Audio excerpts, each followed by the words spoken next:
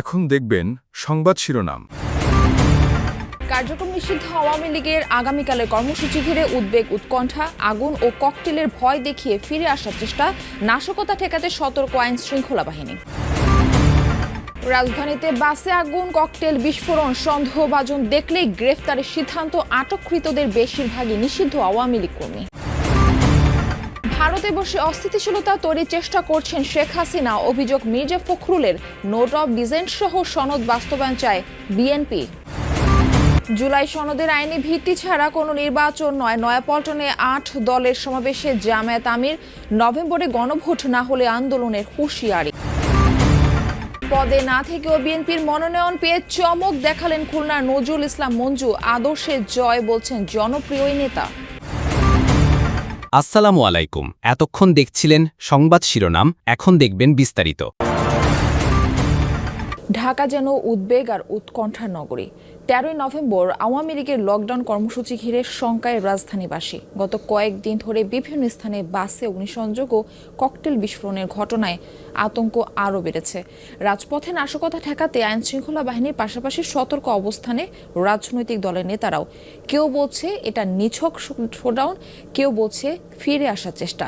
বাসে আগুন আর ককটেলের ভয় দেখিয়ে আওয়ামী লীগ তাদের অস্তিত্ব জানান দিতে যাচ্ছে। একের পর এক বাসে আগুন, ককটেল বিস্ফোরণ। গত কয়েকদিন ধরেই চলছে এমন পরিস্থিতি, যার বলি ময়মনসিংহের সেই ঘুমন্ত বাস চালক জুলহাস মিয়া।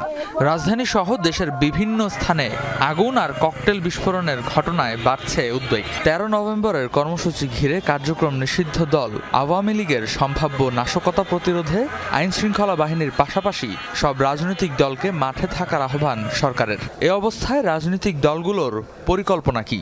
স্বরাষ্ট্র উপদেষ্টার প্রেস কনফারেন্স দেখেছি এবং তার আহ্বানের প্রতি শ্রদ্ধা আছে, কিন্তু তার আগেই আমাদের সাংগঠনিকভাবে আমাদের যে অবস্থান বা আমাদের সাংগঠনিকভাবে প্রস্তুতি ছিল এবং সেই সাথে আমাদের তো এমনিতে দৈনন্দিন কার্যক্রমও থাকে, সেই জায়গা থেকে আমাদের একটা সমাবেশ করারও পরিকল্পনা আছে। দেশের জনগণ যখন প্রতিরোধ করবে তখন সাথে সবাই থাকবে। জনগণ তো সবাইকে নিয়ে জনগণ, এখানে কোনো রাজনৈতিক দলকে আলাদাভাবে ট্রিট করার দরকার নাই। আমি মনে করি জনগণের সেটাকে প্রতিরোধ করবে, স্বতঃস্ফূর্তভাবে প্রতিরোধ করবে।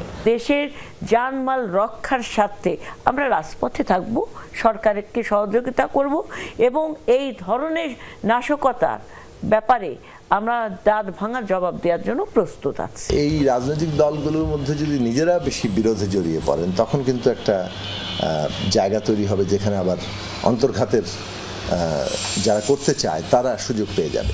সেই জায়গাটা খেয়াল রাখা দরকার। রাজধানীর পুরান ঢাকার সূত্রাপুরে মালঞ্চ পরিবহনের একটি যাত্রীবাহী বাসে আগুন দিয়েছে দুর্বৃত্তরা, তবে এই ঘটনায় কেউ হতাহত হয়নি। মঙ্গলবার সন্ধ্যা 6টায় সূত্রাপুর ফায়ার সার্ভিসের গেটের সামনে বাসটিতে আগুন দেয়। ফায়ার সার্ভিসের সদস্যরা 10 মিনিটের মধ্যে আগুন নিভিয়ে ফেলে। এদিকে রাজধানীর ধানমন্ডির আন্তর্জাতিক অপরাধ ট্রাইব্যুনালের তদন্ত সংস্থার অফিসের সামনে ককটেল বিস্ফোরণ ঘটায় দুর্বৃত্তরা। এসব ঘটনায় কাউকে আটক করতে পারেনি পুলিশ। অস্ত্রধারী সন্ত্রাসী দেখা মাত্র ব্রাশ ফায়ার করার নির্দেশ দিয়েছেন Chattogram metropolitan police commissioner Hasib Aziz. মঙ্গলবার দুপুরে সিএমপির সব থানা ফাঁড়িতে দায়িত্বরত সহ সকল পুলিশ সদস্যদের বেতার বার্তা কমিশনার মৌখিকভাবে এই নির্দেশনা দেয়। এই নির্দেশনা শুধু কথার মধ্যে সীমাবদ্ধ থাকবে না বলেও হুঁশিয়ারি দেন তিনি। কমিশনার জানান, 2024 সালের 6, 7 ও 8 আগস্ট চট্টগ্রাম শহরে বিভিন্ন থানা থেকে পুলিশের অস্ত্র লুট হয়েছে। অনেক অস্ত্র বাইরে চলে গেছে। এসব অস্ত্র সন্ত্রাসীদের কাছে আছে কিনা বা অপরাধমূলক কাজে ব্যবহার হচ্ছে কিনা সে বিষয়ে পুলিশ নিশ্চিত নয়। এই প্রেক্ষাপটে অস্ত্রধারী সন্ত্রাসী দেখলে গুলি করার নির্দেশনা দেওয়া হয়েছে বলে জানান তিনি। জুলাই সনদ না মানলে 26 সালে কোনো নির্বাচন হবে না, এমন মন্তব্য করেছেন জামায়াত ইসলামীর আমির ডাক্তার শফিকুর রহমান। মঙ্গলবার পল্টন মোড়ে 7 দল আয়োজিত মহাসমাবেশে এই মন্তব্য করেন তিনি। বলেন, জুলাই সনদের আইনি ভিত্তি ছাড়া দেশে কোনো নির্বাচন হবে না। সমাবেশে নভেম্বরে গণভোটের দাবিতে কঠোর আন্দোলনের হুঁশিয়ারি দেন 8 দলের নেতারা। জামায়াতে ইসলামী সহ সমমনা 8 দলের মহাসমাবেশ, 5 দফা দাবিতে যুগপথ আন্দোলন করে আসছে দলগুলো। মঙ্গলবার দুপুরের আগেই পল্টনের সমাবেশে যোগ দিতে দলে দলে আসতে থাকেন নেতাকর্মীরা।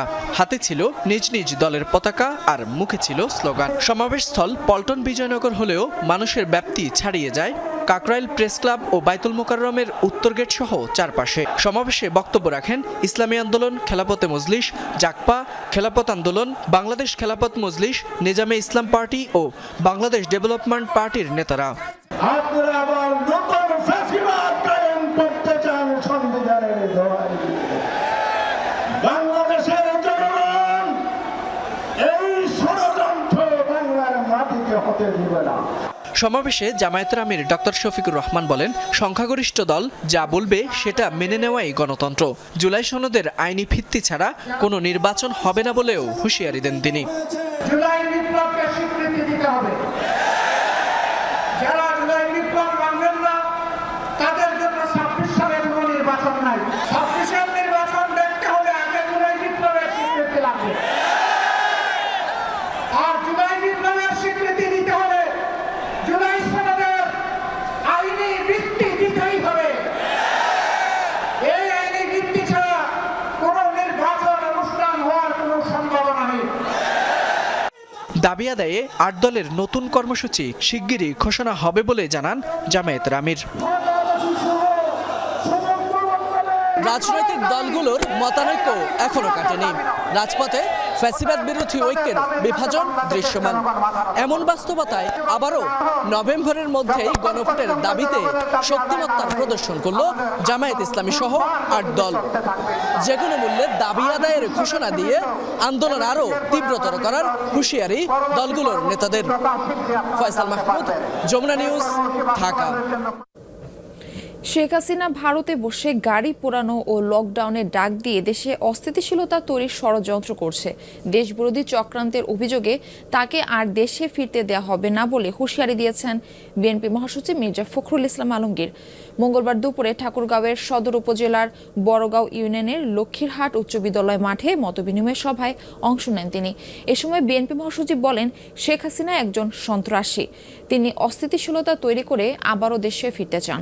সাহস থাকলে দেশে ফিরে রাজনীতি করার আহ্বান জানান মির্জা ফখরুল। মানুষ আওয়ামী লীগকে আর ক্ষমা করবে না বলেও মন্তব্য করেন তিনি।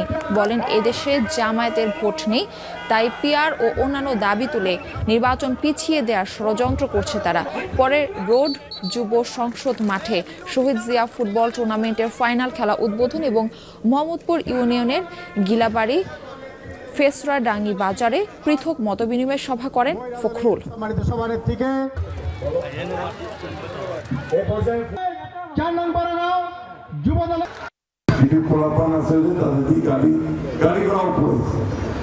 এখন এই গাড়ি ঘোড়া যারা এইভাবে পুরাবে তারা দেশের সম্পদ নষ্ট করবে আর যে দিল্লিতে আরামে বসে থাকবে তাকে কি আমরা এই দেশের আসতে দিব?